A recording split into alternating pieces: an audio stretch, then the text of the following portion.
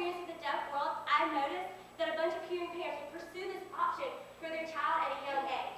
But as soon as the child is old enough to make their own decisions, they prefer to sign.